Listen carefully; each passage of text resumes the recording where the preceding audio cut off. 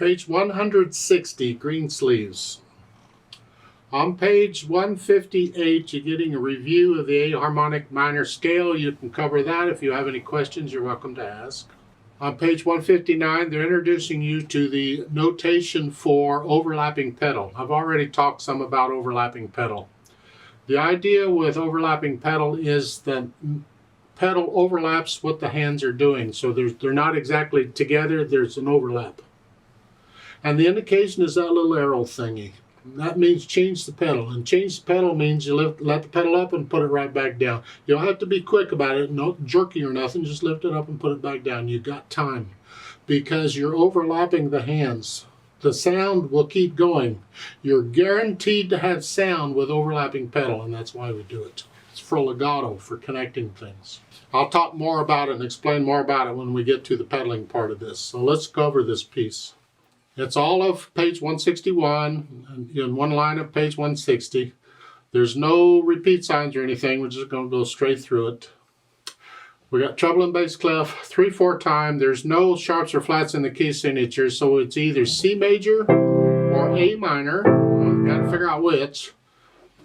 The idea that it's starting on an A minor chord probably gives you a hint, although it doesn't have to. So let's look at the end. Last two measures you're here.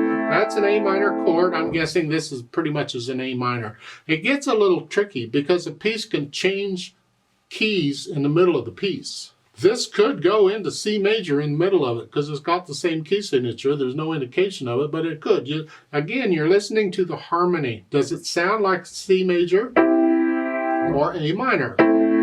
That's the harmony we're listening for. So right hand first. Let's look it over. Get the here with the F sharp on it. So it's coming on beat 3. 3, 1, 2, 3, 1 and 2. To some people that sounds off. They want here. That sounds more, I mean, it's keeping within the A minor scale, but this isn't really an A minor. This is in a different mode. I don't want to get into the other modes right now. Just forget it. We're just going to pretend it's an A minor and keep going. 1, 2, 3, 1 and 2. 1, 2, 1 and 2. 1, 2. Oh, here we go. The last note of page 160, second finger. The first note of page 161 is third finger. Again, we took advantage of repeated notes to change hand positions. 1 and 2. 1, 2.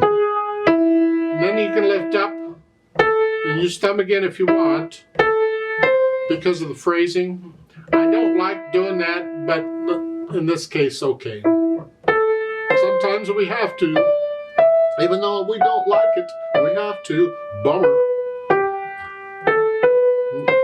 Now, page 161, second line, third measure. Here, scrunch up and bring the thumb in so we can cross over third. Otherwise, the thumb is there. We're out of position, so we're changing things a little bit. So, here. At the end of the line, then just lift up and move. Then what? Fourth finger. I find it a little easier if I use fifth finger because I don't have to move as far. In fact, if I played the last notes on the second line with 1 and 3, then I'm a little closer. Here, personal thing, it's up to you. Pick one and stick with it, whatever it is. And then come out, and then fourth finger. And then third line down, third measure. You have a 1-3. Means play it with the first finger and then while you're holding it down, put third finger on it. Called a finger substitution. I think we've had these before. I can't remember. Do it immediately. 1, 2. You can do it rhythmically, however you want to do it, but go ahead and this way we're ready to go on. 2, 1. And then claps. And then they want third finger. I would go, this is the third line down, last measure. I would go a 2 and then a 3. We've had this before.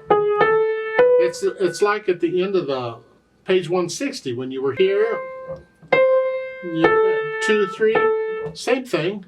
Just do a 2, 3. So Again, page 161. It's the last measure of the third line. You're here, 4, and then do a 2, and then a 3. Then you get a 1 measure or 1 beat rest, come back up. So just lift up and move. 2, 3, 1 and 2. And again, finger substitution for the last line. Play it with thumb and put the third finger on it. 1, 2. And then thumb there and cross over. So you're moving around here pretty good. I like this.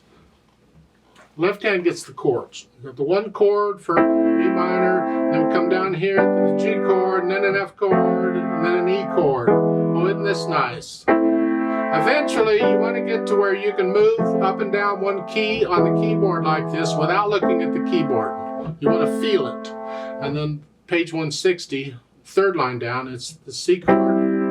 And those are tied. Hold those down for 6 counts. We've had tied notes before in here, I just didn't say it. And then F chord, or G chord, and then F chord and E chord. So much for the left hand. Put them together. 1, 2, 3, 1 and 2. 1 and 2.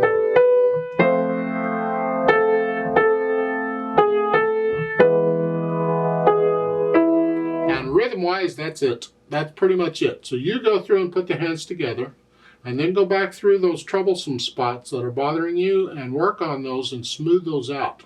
No hesitations. As far as articulation goes, just connect this.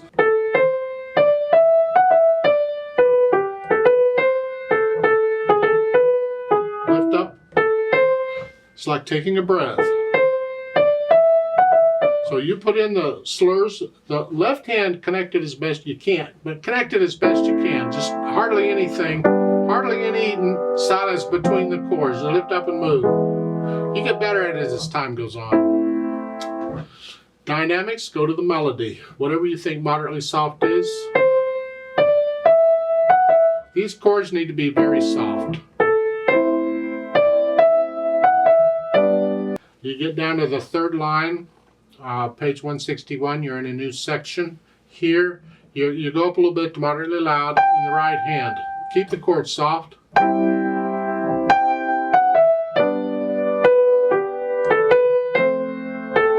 you're staying moderately loud for the whole section. You see at the end of the second line there's a double bars. That tells me we're going into a new section. So this piece has 2 sections to it, where it's an A-B form, if you want to do it that way.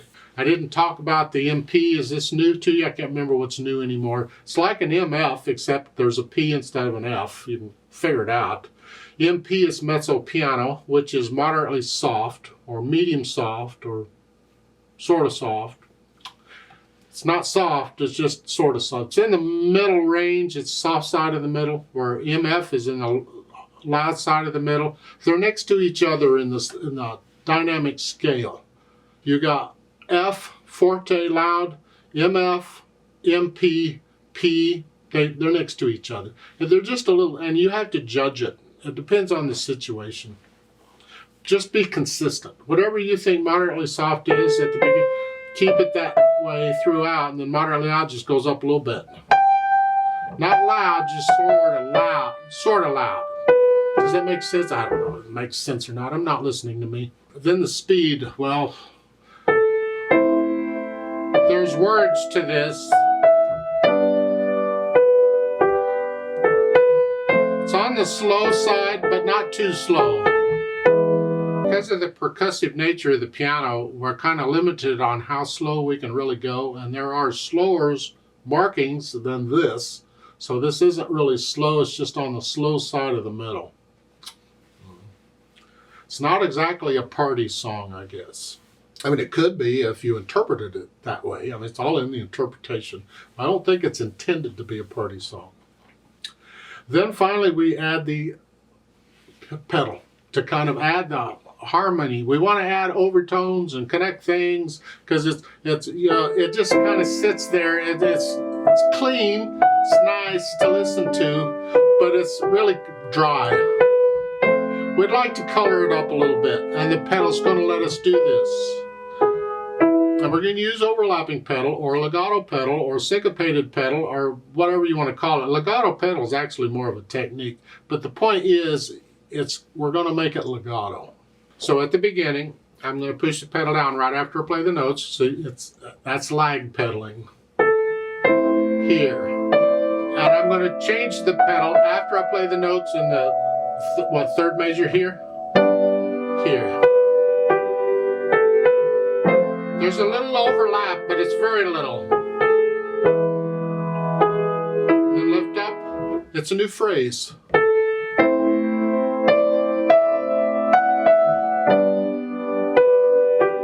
And they're basically changing the pedal with the harmony in the left hand. And that's fine. That's one of the guides you can use for changing pedal. My problem with it is it gets mushy. I got all that, and to me, that's just, So what I'm going to do is I'm going to change it, I think, on each measure. So at the beginning, here, change it. It cleans out the sound. Change it. Change it. Change it here. It's just not quite so blurry. You have to listen very carefully. What effect does the pedal really have to the sound? If you don't like it, change it. Or leave the pedal out or something. But that's really what this is at the end.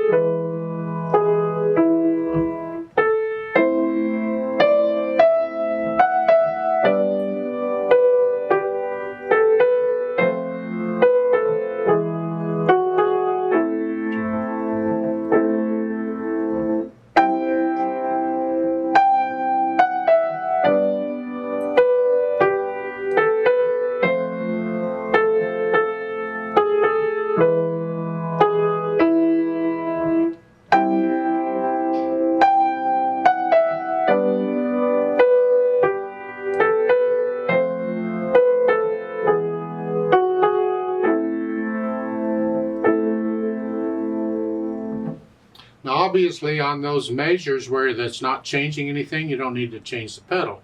It's like on page 161 in the third line down, the first two measures. I'm not doing anything, I'm just playing that again. I don't need to change the pedal for that. Just leave it down for both of those measures and then change it. And it happens again on the next line. But otherwise, if it were doing something here, then I would change it. Yeah. Now be careful here because it's not connected pedaling all the way through. At the top of page 161, you get a rest. Obviously, you're lifting up for that. You're lifting the pedal up for that. But also at the end of the second line, when you finish the section here, the pedal comes up with the hands because you look at the pedal marking. It's not that little arrow thing. It's up here, lift up. It's like taking a breath, and the pedal comes up with the hands to do that, and then goes down. So watch out on the pedal, it changes slightly. I like to play this with you slowly. Well, it's slow anyway. Just double checking the notes and the rhythms and all. I'm not going to do any dynamics. I'll give us 2 counts because we come in on beat 3. Now let's just play it together slowly. I'm going to pedal it like I suggested. Ready, go.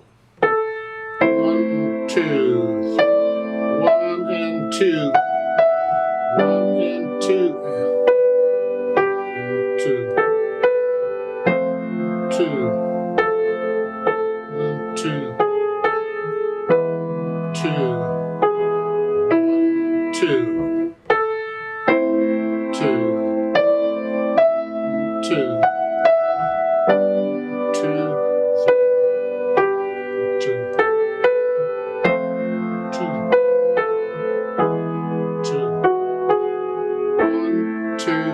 3, 1, 2, 3, 2, 3, 1 and 2, 2, 2, 2, 2,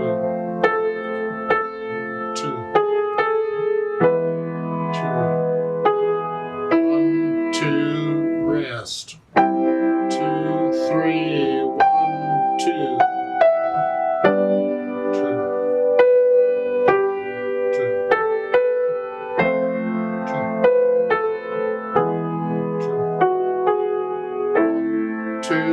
3. 1, 2,